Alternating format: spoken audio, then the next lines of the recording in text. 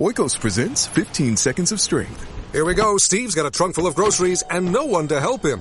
Oh, that's tough, Jim. Looks like a 5-trip load at least. He grabs the first bag, the second. Bob, it looks like he's trying to do it all in one trip.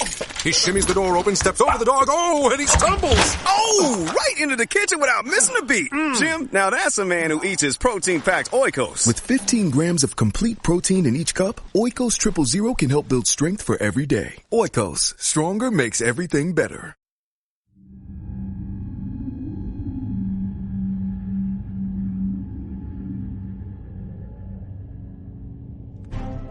En enero de 1962, estalló una crisis en Salem, Massachusetts. Todo empezó cuando la hija del ministro Betty Parris y su prima Abigail Williams empezaron a sufrir extraños e inexplicables ataques. ¡Me duele! Pronto, otros miembros de la comunidad también experimentaron aquellas perturbadoras convulsiones. Finalmente descubrieron la causa de su sufrimiento. Padecían ataques demoníacos provocados por la brujería.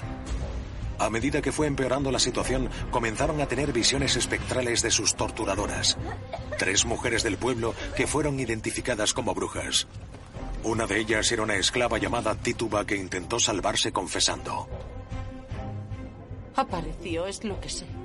Pero al admitir que había tratado con el diablo, confirmó los peores temores de la gente de Salem, lo que le dio el pistoletazo de salida a la caza de brujas, una aterradora persecución que dio lugar a horrores inimaginables. Las brujas de Salem.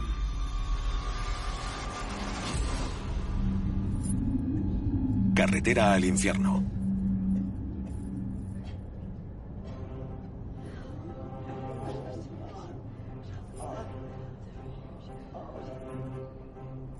Tres mujeres del pueblo de Salem fueron acusadas de brujería y enviadas a la prisión de Boston a la espera de que se celebrara el juicio.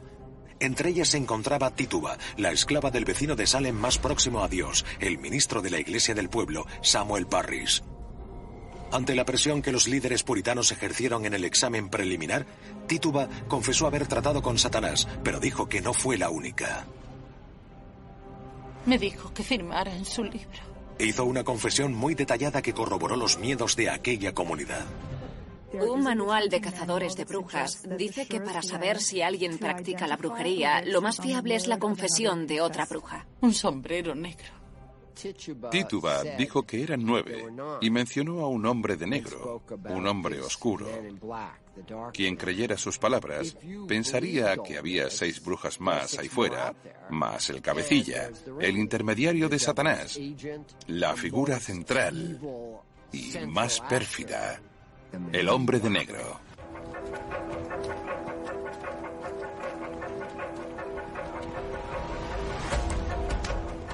Los perturbadores ataques que surgieron en la casa parroquial de Salem empezaron a propagarse por otros hogares de la comunidad. ¡Para! Ese tipo de comportamientos son muy contagiosos porque se trata de sujetos púberes y adolescentes para los que el grupo lo es todo. Los ataques se extendieron del hogar de los Parris a los demás, y de los niños a los adolescentes, y de ahí a los adultos. Aquello pasó de la mano de Satanás al hogar de los Parris y de ahí a todo el pueblo de Salem. Te ruego tengas piedad. Con el fin de frenar la propagación de las fuerzas demoníacas, Samuel Parris dejó a su hija Betty al cuidado de un ministro de otro pueblo, pero su sobrina y criada, Abigail Williams, permaneció en la casa parroquial. Parris pidió a sus fieles día de rezo y ayuno. Obviamente ni los rezos ni el ayuno libraron a las niñas del hechizo.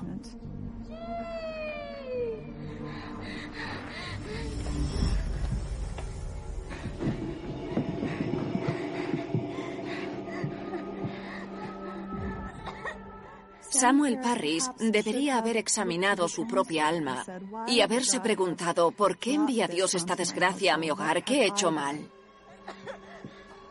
Puede que para él no fuese algo de lo que avergonzarse, sino que considerara aquellas visitas demoníacas como una confirmación de su bondad. Aquellas jóvenes de Salem que padecieron ataques y que sufrían convulsiones tenían que vérselas con un mundo que, en muchos sentidos, estaba en su contra. Era un mundo hostil en el que estaban sometidas por el patriarcado y por una iglesia opresiva.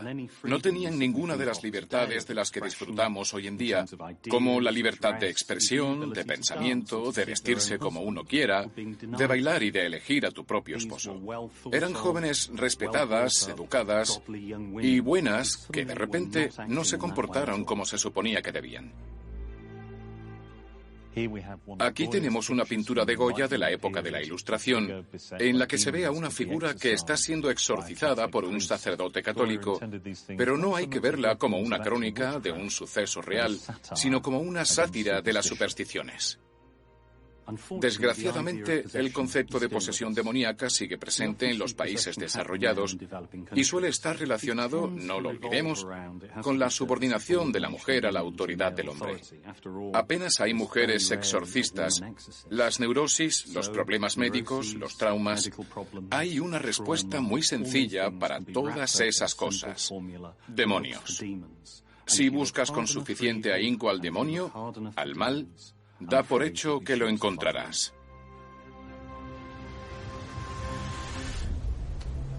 La hija del terrateniente Thomas Putnam, Ann Putnam Jr., también sufría misteriosos ataques.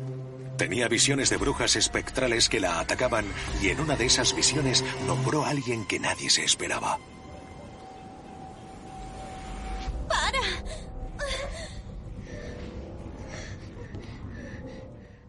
El 11 de marzo, Ann Putnam Jr. nombró a uno de los espectros que la torturaban durante sus ataques. ¿A quién estás viendo?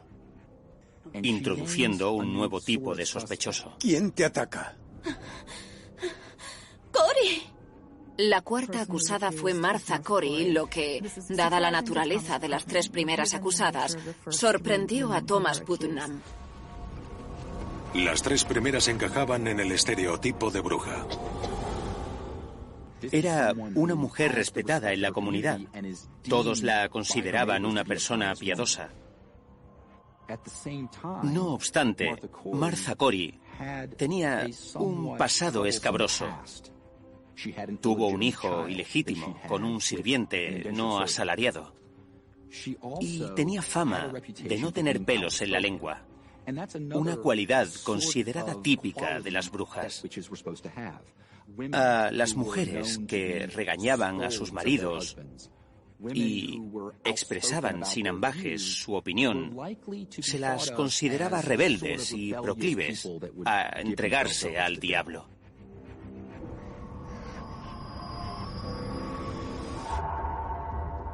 A Thomas Putnam le costaba creer que Martha Corey pudiera ser una bruja. Dime qué lleva puesto. Putnam le preguntó qué llevaba puesto el espectro. ¿Lo ves? Creía que si el espectro llevara la misma ropa de Martha Corey, confirmaría la veracidad de la visión. Deberíamos ir a verla. Necesitamos saber qué lleva. Me ha cegado. Cuando Ann vio que planeaban visitar a Martha, alegó haberse quedado ciega. Oikos presents 15 Seconds of Strength. Here we go. Steve's got a trunk full of groceries and no one to help him. Oh, that's tough, Jim. Looks like a 5-trip load at least. He grabs the first bag, the second. Bob, it looks like he's trying to do it all in one trip. He shimmies the door open, steps over the dog. Oh, and he stumbles. Oh, right into the kitchen without missing a beat. Jim, now that's a man who eats his protein-packed Oikos. With 15 grams of complete protein in each cup, Oikos Triple Zero can help build strength for every day. Oikos, stronger makes everything better. Dice que regresará esta noche para castigarme por haberla identificado. Entonces fueron a casa de Martha Corey y en cuanto llegaron ella dijo, sé a qué habéis venido. Habéis venido a decirme que si soy una bruja. Los Putnam le contaron que Ann decía que era una bruja, acusación que ella negó de inmediato. Hemos venido porque una de las afectadas te ha nombrado. No puedo evitar que alguien diga mi nombre. Las que han sido arrestadas. Se le daba bien defenderse. Mostraba mucha seguridad. Debemos estar alerta. A lo que ella replicó, ¿dijo Ann qué llevaba puesto? Fue cegada para evitar que pudiéramos hacer esta comparación. Al oír que Anne aducía haber sido cegada de repente, Martha no pudo evitar reírse para sus adentros, lo que a los Putnam les pareció una reacción de lo más siniestra. Un par de días después, Thomas Putnam invitó a Martha Corey a su casa. Anne, tienes visita. Hola, Anne. ¿Qué tal estás? Creo que ella esperaba charlar amigablemente con Anne.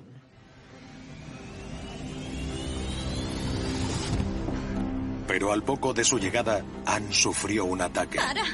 ¡Por favor, déjame en paz! ¡Por favor, déjame en paz! Segundos después, la criada de Putnam, Mercy Lewis, también se desmayó. Mirad. Un pájaro amarillo está mamando entre sus dedos. ¡Lo estoy viendo! ¡Ah! ¡Mis manos! ¡No puedo moverlas! De repente no podía apartar las manos del rostro. Siéntate, sienta.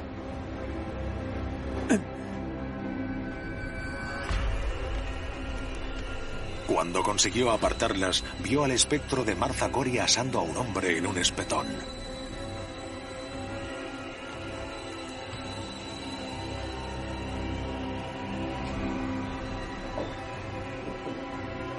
Mercy golpeó en la dirección en la que señalaba Anne. La visión desapareció para volver a reaparecer al instante siguiente.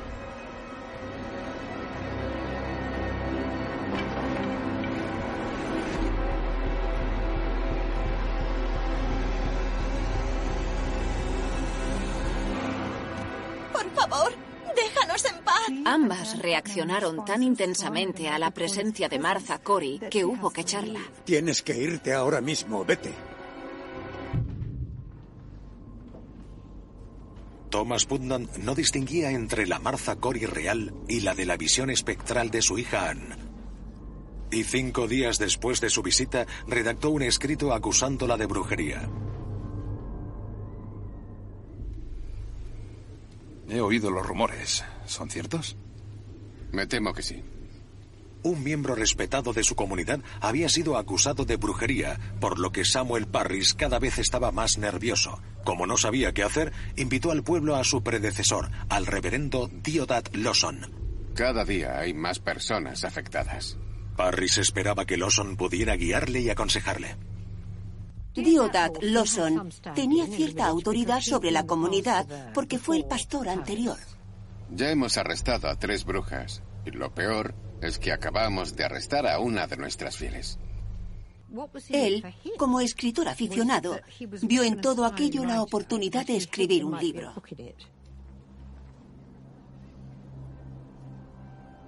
Lawson se alojó en una habitación sobre la taberna, donde pretendía quedarse unos cuantos días. El reverendo Lawson está aquí. Quisiera hablar con él. Nada más llegar, recibió la visita de una de las afectadas, una adolescente llamada Mary Walcott. Pase. Hola, reverendo Lawson. Hola, Mary. Se conocían de cuando él trabajaba allí. También puede que le transmitiera saludos de Parris. Comprendo tus miedos, pero no olvides que, por más que el diablo trate de hacernos daño, no hay nada que temer. Cuando terminaron de hablar, Mary se dio la vuelta para irse. ¿Qué es lo que ocurre?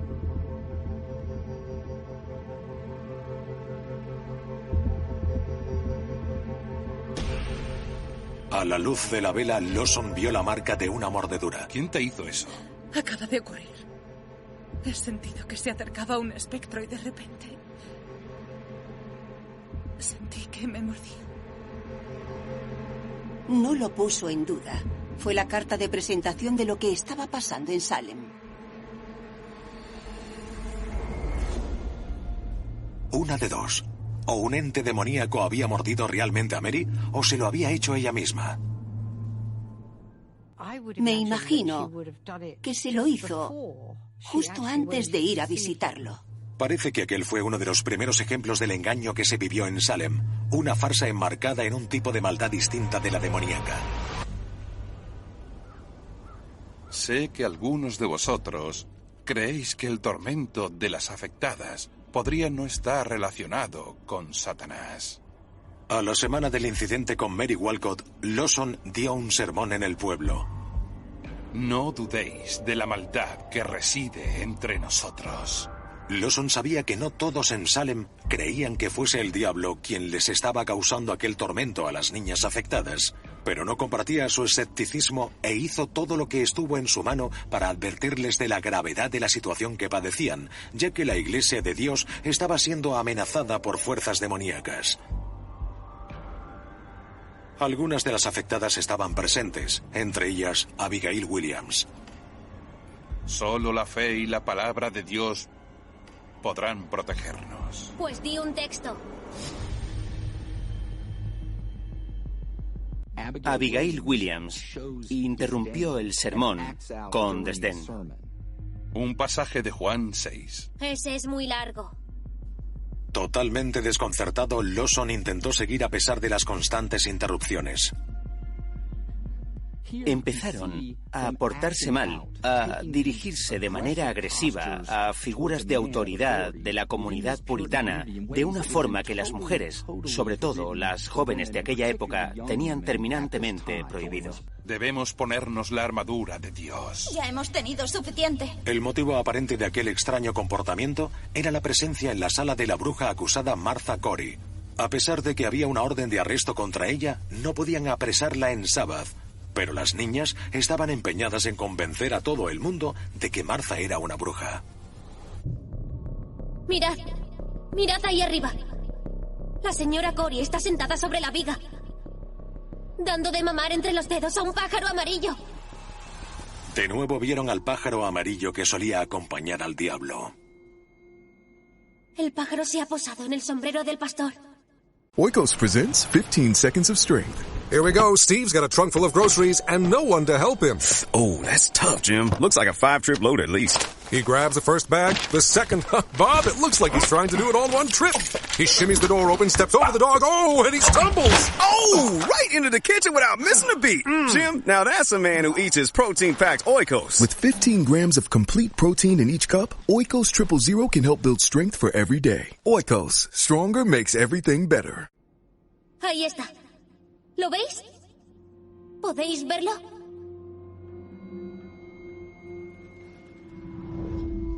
Escuchadme. Quiero aclarar el asunto de mi acusación. Quiero abrir los ojos de los magistrados y los ministros a la verdad. Ni unas niñas sumamente malvadas, ni el diablo en persona podrán vencer a una mujer piadosa como yo. Martha no sabía a qué se estaba enfrentando.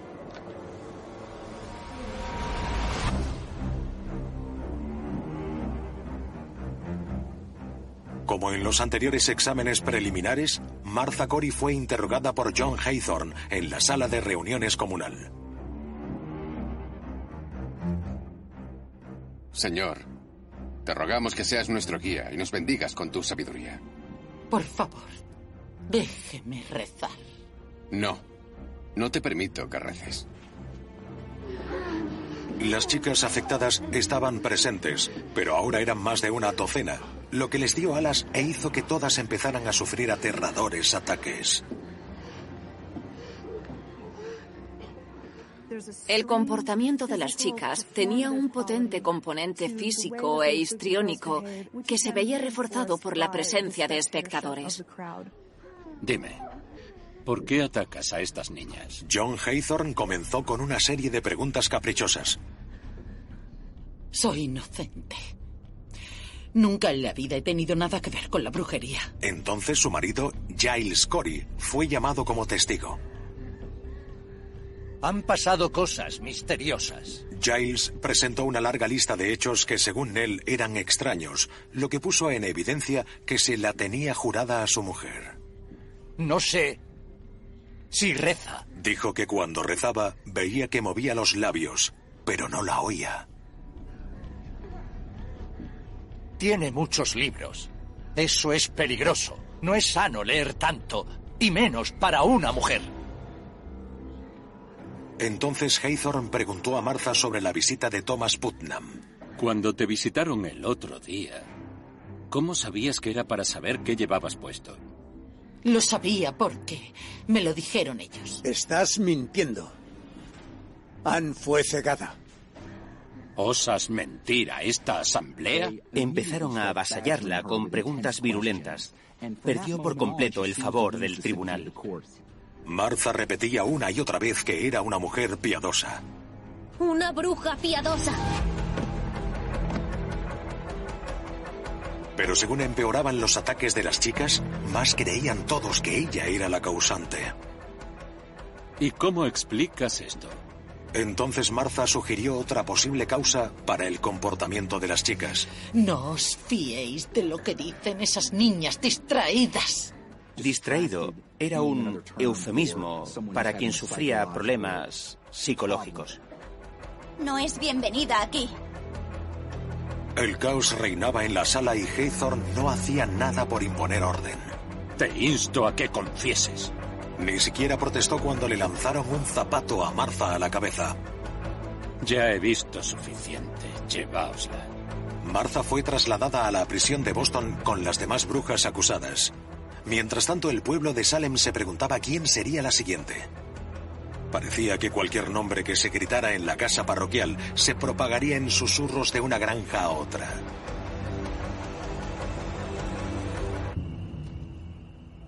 La acusación de Martha Corey sumió al pueblo en un estado de paranoia y recelo. Pero nadie estaba preparado para la siguiente denuncia. Pasa, por favor.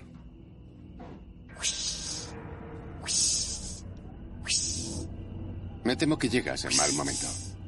Theodad Lawson presenció un extraño suceso en la casa parroquial. Abigail Williams daba vueltas por la cocina, agitando los brazos y haciendo shh, shh, mientras decía que iba a salir volando por la chimenea. Básicamente el comportamiento normal de cualquier niña de 11 años que está haciendo el tonto. Abigail estaba excediendo los límites de lo que culturalmente era aceptable para ella, y por eso creían que estaba poseída por el demonio. Aquello confirmó a ojos de Lawson que la comunidad estaba bajo un ataque demoníaco.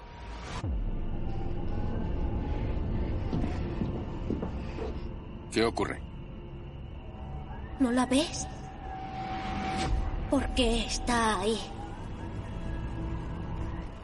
¿Quién? La señora Nurse. Rebecca Nurse era una mujer mayor, respetada, de buena familia. La mayoría la consideraba una persona honrada y piadosa. Parecía una auténtica santa puritana. ¿Cómo iba a ser una bruja? Me estás metiendo el libro. Falta tu nombre. No firmaré. Abigail se negó a firmar en el libro del diablo, pero aquel teatral episodio propició la acusación más controvertida hasta el momento.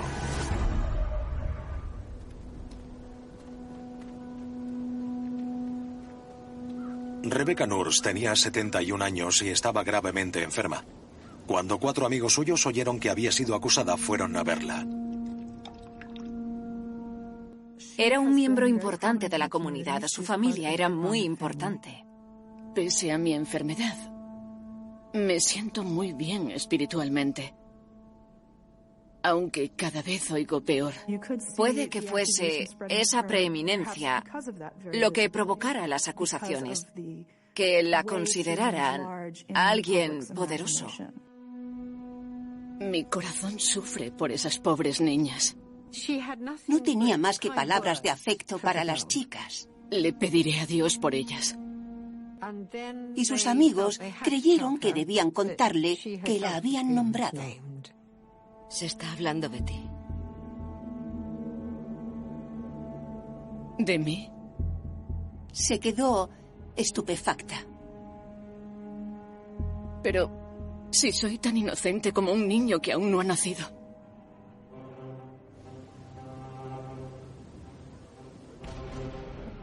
La acusación de Rebecca fue el punto de inflexión. Rebecca Nurse, estas niñas te han nombrado. ¿Qué tienes que decir al respecto? Declaro ante el Padre Eterno que soy inocente. Una cosa es acusar a un paria y otra a un pilar de la comunidad.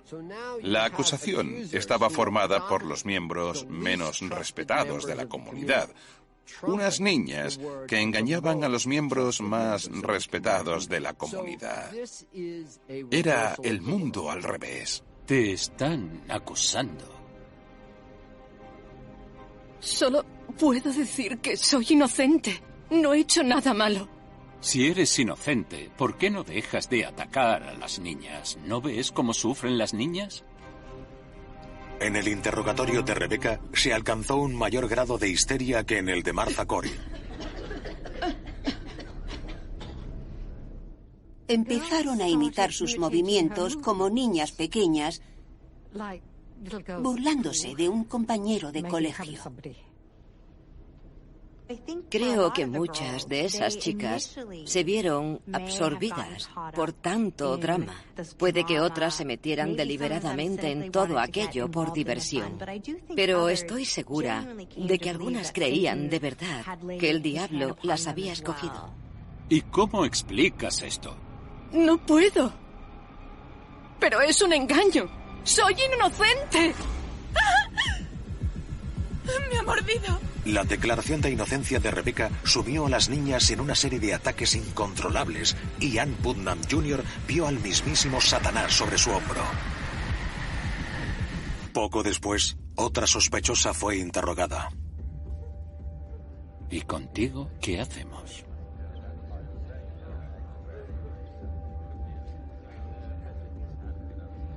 Dorothy Good era la hija de 4 años de Sarah Good, la mendiga que ya había sido encarcelada. La lógica dictaba que si su madre era una bruja, ella también lo sería. ¿Qué espíritu familiar te dio el demonio? Otra prueba era la creencia de que las brujas amamantaban animales para llevar a cabo sus hechizos. Tengo una pequeña serpiente que mama de mi mano. Enséñamelo. ¿Dónde te ha mordido? ¿Aquí? No, ahí no. Aquí, ¿ves? Señaló una heridita que tenía en el dedo. ¿Te dio el hombre de negro la serpiente? No. ¿Quién te la dio? Mi mamá. Dorothy Good fue encarcelada en la prisión de Boston junto con Rebecca Nurse, Martha Corey, Sarah Osborne, Tituba y su madre Sarah Good. La consideraban tan peligrosa que la atacaron con cadenas. Hubo que hacerle unos grilletes especiales por lo pequeñas que tenían las muñecas. Solo tenía 4 años y medio. La prisión de Boston era un lugar sucio, frío, húmedo y repugnante. El suelo estaba infestado de ratas y todo olía a letrinas, cuerpos sucios, comida podrida, vómito y personas que languidecían esperando a que las juzgaran. Si te metían en la cárcel, tu familia tenía que ocuparse de ti. Allí no había nadie que te diera comida o ropa. Si tus amigos y familiares no te llevaban nada de comer, no comías. El que tuvieran que costearse ellas mismas el alojamiento y la manutención en prisión por haber sido acusadas de un crimen imaginario es una de las peores partes de todo aquello. La prueba más valiosa que podía tener el tribunal era una confesión de la propia bruja. Y para conseguir esa confesión recurrían a métodos ilegales de tortura, cosas que no estaban permitidas en Inglaterra. Las ataban del cuello y de los talones y les retorcían todo el cuerpo, doblándoles la espina dorsal. A veces las ataban a unos tablones, les ponían uno en los hombros y otro en los tobillos. Los ataban entre sí y tiraban hacia atrás. Las torturaban durante horas para hacerlas confesar. En el puritanismo, la brujería era el mayor crimen posible. Las brujas asesinaban almas inmortales, lo que les legitimaba a hacer absolutamente todo lo que estuviese en sus manos para destruirlas a ellas y a su poder. En esta imagen popular de un antiguo método de tortura, vemos a una bruja que está a punto de ser sumergida en un río. Si era inocente, se hundiría y moriría, y si era culpable, flotaría a la superficie y la ahorcarían. La tortura no era un método legal en Inglaterra o en el terreno que nos ocupa, los tribunales norteamericanos. Así que usaban métodos mucho más sutiles. Mantenían a la gente despierta durante horas y horas, días y días. La privación del sueño te hace decir lo que sea, sobre todo cuando te acosan con falacias de pregunta compuesta y preguntas capciosas.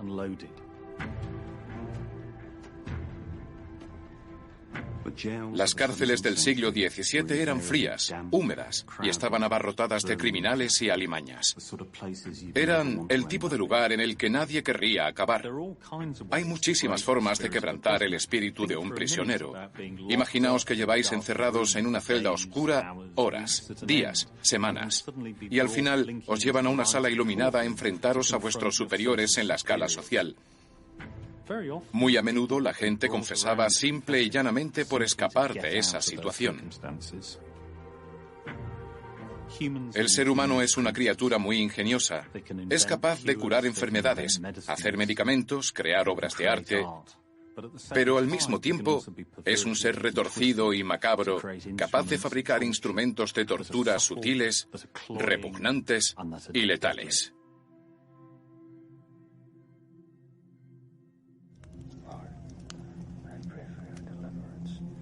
Lo que les pasaba a las chicas de Salem confirmaba lo que los hombres que ocupaban los puestos de poder del pueblo ya creían saber, que la presencia de Satanás en Salem era muy poderosa y que urgía regresar al buen camino. En la sociedad puritana había una idea fundamental que decía que Satanás se ensañaba con aquellos a los que más odiaba. Cualquiera habría esperado que Samuel Parris se avergonzara de lo que estaba pasando bajo su techo, pero que el diablo atentara con tanta fiereza contra su hogar significaba que era un auténtico siervo de Dios.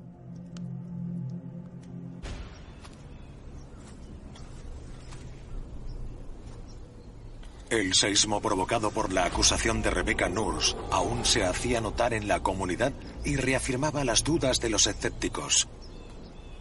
Quisiera empezar leyendo una nota de nuestra amiga Mary Warren. Uno de ellos era el terrateniente John Proctor, que aseguraba haber expulsado al demonio de su criada Mary Warren propinándole una paliza. Ella quería que sus vecinos le dieran gracias a Dios por haberla librado de sus ataques. Gracias a la benevolencia de nuestro Señor, soy libre del terrible yugo que me oprimía. Pero algunas de las chicas creían que Mary se recuperó porque firmó en el libro del diablo. Ahora empezaré con el sermón de hoy. Mientras tanto, Samuel Parris seguía convencido de que Satanás continuaba acechando a su iglesia. Jesucristo sabe cuántos demonios hay en sus iglesias y quiénes son. En cuanto Parris pronunció esas palabras, Sarah Cloyes salió de la sala de reuniones. El porqué de su reacción era obvio para todos los presentes. Su hermana, Rebecca Nurse, estaba en la cárcel acusada de brujería. Al igual que otras antes que ella, Sarah estaba a punto de descubrir lo peligrosas que podían ser las chicas afectadas. Oikos presents 15 Seconds of Strength. Here we go. Steve's got a trunk full of groceries and no one to help him. Oh, that's tough, Jim. Looks like a 5-trip load at least. He grabs the first bag, the second. Bob, it looks like he's trying to do it all in one trip. He shimmies the door open, steps over the dog. Oh, and he stumbles. Oh, right into the kitchen without missing a beat. Jim, now that's a man who eats his protein-packed Oikos. With 15 grams of complete protein in each cup, Oikos Triple Zero can help build strength for every day. Oikos, stronger makes everything better. Algunos tenían dudas, y el primero en expresar su escepticismo fue el amo de Mary Warren, John Proctor. Si dejamos que estas chicas tomen las riendas, acabaremos todos convertidos en demonios y brujas. Por muy interesante que sea Salem como caso paradigmático de caza de brujas, No debemos olvidar que había escépticos. Yo creo que... John Proctor dijo que aquello era una chiquillada, que las chicas no eran más que unas holgazanas, que estaban portándose mal y que había que castigarlas. Si yo no hubiese expulsado a golpes al demonio que poseyó a Mary, ella seguiría igual. ¿Y ya te encuentras bien, Mary? Sí, perfectamente. Pero al cuestionar públicamente a las chicas, John Proctor se puso a sí mismo y a su familia en el punto de mira, y no es ninguna sorpresa que su mujer, Elizabeth, fuese la siguiente acusada. Viendo que el número de personas afectadas y acusadas no paraba de aumentar, las autoridades decidieron celebrar el siguiente examen preliminar en el pueblo de Salem. La primera en enfrentarse al tribunal fue Sarah Cloyce, hermana de la acusada Rebecca Nurse, la mujer que abandonó airada la sala de reuniones. Frente a sí tenía un hombre especialmente poderoso, Thomas Danforth, el subdelegado del gobierno de Massachusetts. Aquello indicaba que las autoridades empezaban a preocuparse. ¿Se estaba manejando la situación correctamente? Traedlas de una en una. Y Thomas Danforth tuvo una idea muy inteligente. Quiso examinarlas de una en una para romper la baraja y descubrir la verdad. ¿Estás bien? Pero al tener más público que nunca, las chicas pronto empezaron a sufrir caóticos ataques. ¿Por qué haces daño a estas niñas? ¡Soy inocente! Su alma está en la cárcel con su hermana Nurse. El poder del grupo echó por tierra el plan de Danforth.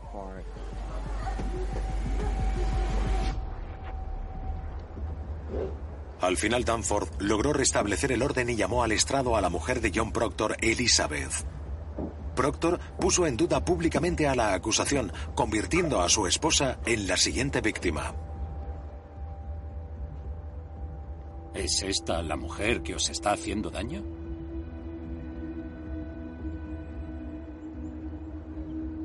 ¿No os deja hablar? ¿Qué tiene que decir al respecto, señora Proctor? Yo no he hecho nada. Bueno, pues si no es una bruja, recite el Padre Nuestro. Los puritanos creían que la persona que recitaba el Padre Nuestro de principio a fin sin cometer ni un error era una de las escogidas por Dios y, por tanto, no podía ser una bruja. Padre Nuestro, que estás en los cielos, santificado sea tu nombre. Detente ahí. Otra vez. Padre Nuestro, que estás en los cielos, santificado sea tu nombre. Ahí. Has dicho, mortificado sea. Santificado, mortificado, dijera lo que dijera, la harían parecer culpable. Yo no he dicho eso. Pues es lo que todos hemos oído. En el fondo, daba igual lo que dijera. A la comunidad, lo único que le importaba era encontrar al culpable y resolver aquella crisis con los medios con los que contaban. Así que ese lapsus lingüístico les bastó para probar que Elizabeth Proctor estaba conchavada con el diablo. Como colofón, Ann Putnam empezó a decir que el espectro de Elizabeth la estaba atacando. Me ruega que firme en el libro del diablo. Querida, que el cielo nos juzgue. ¿Es ella la que te atormenta? Sí. Y el señor Proctor también. Cuando acusaron a Elizabeth, John, que ya había expresado su escepticismo, perdió los papeles. ¿Vais a creer todo lo que digan estas niñas distraídas? Cuestionó el proceso entero. Es a vosotros a quien habría que ahorcar. Su escepticismo no agradó al tribunal, ya que minaba el poder de la magistratura y constituía una amenaza. La protesta de John Proctor hizo que los ataques de las chicas se volvieran aún más violentos. El espectro de Elizabeth atacó a Abigail, le tocó la cabeza y la mano de la niña empezó a arder. ¡Ah! ¡Mi mano! ¡Está ardiendo!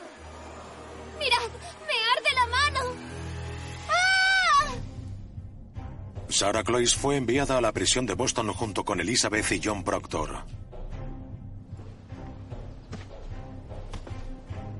Una vez encarcelados, la criada de los Proctor, Mary Warren, vio cómo el sheriff se incautaba de sus bienes terrenales. Cuando comenzaron las acusaciones, un sheriff empezó a ir a las casas de los acusados a llevarse sus cosas. Era amigo de uno de los jueces. Según la ley, las propiedades de una bruja condenada podían ser incautadas por la corona, pero en Salem los embargos se llevaron a cabo antes de los juicios y el sheriff y sus hombres se ensañaron con el hogar de los Proctor. Esto demuestra que la gente tiende a aprovecharse de ese tipo de situaciones. Piensa, ¿cómo puedo beneficiarme de este caos y este miedo?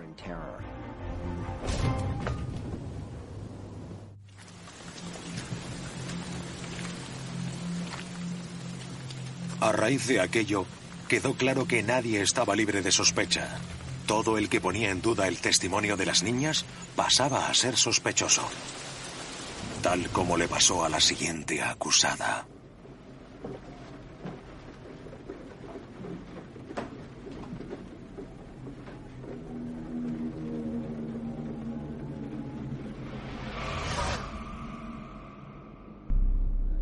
¿Qué tienes que decir en tu defensa? ¿Eres culpable o no? Soy inocente. Mary Warren fue una de las primeras afectadas por los extraños ataques, pero tras poner en duda la honestidad de las demás, se vio de pronto en el banquillo de los acusados. Hace poco tú misma sufrías ataques, pero ahora los infliges. ¿Cómo es eso posible? Todo el mundo le decía, ¿cómo es que tú ya no tienes ataques? No puede ser, las demás aún siguen teniéndolos. Alegó que desde que su patrón expulsó a golpes al demonio de su interior, había visto la luz. No hacen más que fingir. Sugirió que algunas podían estar mintiendo. Aquella acusación les provocó unas convulsiones impresionantes. Ahí fue cuando se dio cuenta de que iban a ahorcarla. Mary se enfrentaba a una difícil decisión: seguir diciendo la verdad y ser juzgada por brujería o volver a sufrir ataques como las demás. La respuesta estaba clara. Lleváosla. Pero no la libró de la cárcel. Dios me ha abandonado. Encadenada en la cárcel de Boston, Mary lamentaba su suerte junto a otras prisioneras a las que ella misma había acusado.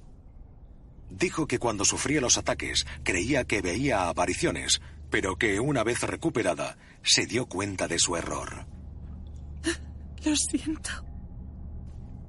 Pero Mary también sabía que el único modo de salir de la cárcel y librarse de la horca era decirle al tribunal lo que quería oír.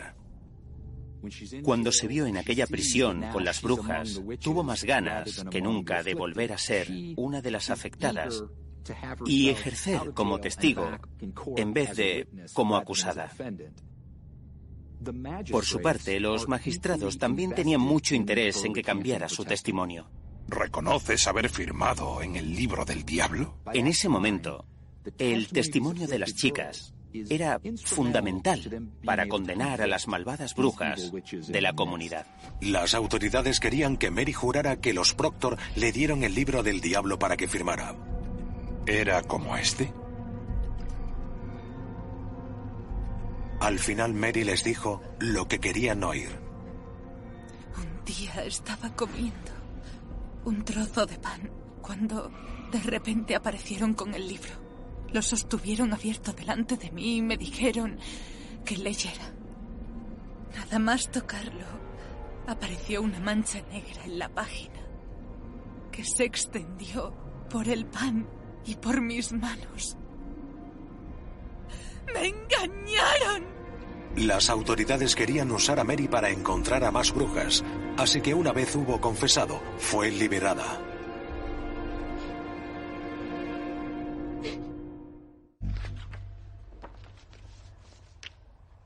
Una confesión falsa se da cuando alguien confiesa un delito que no ha cometido, y eso puede suceder por varios motivos.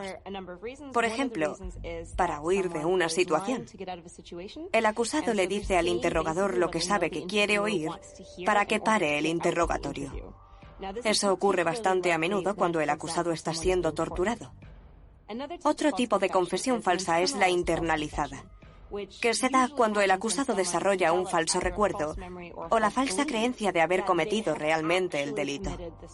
Eso puede conseguirse mediante métodos de interrogatorio capciosos y coercitivos, en los que el interrogador repite, por ejemplo, una y otra vez: sabemos que lo hiciste, sabemos que estabas ahí, metiéndole al acusado en la cabeza que fue él hasta que en algún momento esa persona piensa: pues a lo mejor lo hice.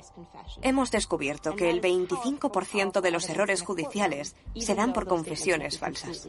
Una confesión es una prueba muy poderosa en un juicio, por muy falsa que sea. Este tipo de confesiones pueden tener consecuencias devastadoras tanto para el acusado como para sus familiares, ya que acaba cumpliendo condena por un crimen que no ha cometido. Incluso puede que le apliquen la pena capital. Y además el verdadero culpable sigue libre. A mediados de abril, la caza de brujas empezaba a descontrolarse. 9 brujas habían sido acusadas y estaban encerradas en la prisión de Boston. Pero aún no se sabía nada del misterioso hombre de negro que mencionó Tituba y que parecía ser el cabecilla de aquel maléfico aquelarre. Finalmente, a finales de abril, Ann Putnam se encontró con la famosa y oscura figura. ¿De dónde vienes? ¿Y cómo te llamas? ¿Me conoces? ¿Los ministros también son brujos? Ann Putnam Jr. vio a un ministro de la iglesia. No pienso firmar, ni aunque me hagas pedazos. ¿Quién eres? Soy el hombre de negro. Le dijo que había obligado a algunas de las brujas a firmar un pacto con el diablo. Su espectro no fue el único que se le apareció. También vio los de sus 2 esposas. Maté a mis esposas. Ahora son unas mentirosas. Una de ellas dijo que la apuñaló bajo el brazo izquierdo y le puso lacre en la herida. La otra dijo que la mató en el barco que les llevaba de regreso a Salem. Yo soy algo más que un brujo. Soy un hechicero. Ven conmigo. No. La noche siguiente, Abigail Williams descubrió la identidad del hombre de negro. El sonido de una trompa congregó a un gran grupo de brujas en el prado cercano a la casa parroquial. Abigail fue corriendo al prado y una vez allí vio algo espectacular. Una diabólica reunión de cientos de brujas procedentes de toda Nueva Inglaterra. Las oyó decir que habían llegado volando en sus escobas desde los pueblos y ciudades vecinas. Algunas de las que estaban allí eran las brujas que habían sido apresadas. De pie ante una gran mesa había un hombre que dedujo que era el mismísimo diablo. Las misas negras que veían en las visiones eran lo contrario a una misa normal. Se congregaban y se sentaban ordenadamente en fila. Era como poner un signo negativo delante de lo que se suponía que era una misa normal. En vez de la comunión cristiana, tomaban pan rojo y bebían sangre en lugar de vino y, al ser producto de una imaginación puritana y patriarcal, el que estaba al mando era un hombre. El arquetipo satánico, la persona que estaba detrás de aquella maléfica plaga. Todos callaron ante el sonido de la trompa y el hombre de negro se levantó para dirigirse a sus fieles. Les comunicó a las brujas las últimas órdenes del diablo sobre cómo debían atacar a la comunidad puritana y torturar a sus víctimas. Estaba claro que su objetivo era nada más y nada menos que destruir toda Nueva Inglaterra. Finalmente, Abigail reconoció al ministro que oficiaba aquella misa. Según la acusación, el hombre de negro era George Burroughs. George Burroughs fue un ministro del pueblo de Salem que se fue a Maine tras ser expulsado por sus feligreses. Esta vez se trataba de un miembro de la iglesia. Burroughs era un hombre respetado que formaba parte de la élite de la iglesia. Aquello era un ataque a la santidad de la comunidad puritana. Abigail, ¿qué ves? Si Burroughs era el hombre de negro, entonces todo el reino de Dios estaba en peligro. Próximamente, en Las Brujas de Salem. ¡No, por favor, no! Según avanza la caza de brujas, George Burroughs es arrestado y se enfrenta a la acusación. No controlo lo que piensan. Mientras tanto, las autoridades de Boston juzgan a las sospechosas. Ante la paranoia reinante, las acusadas son condenadas a una terrible ejecución. La horca. ¿Valdrán la pena los esfuerzos de los habitantes de Salem por librarse de la brujería?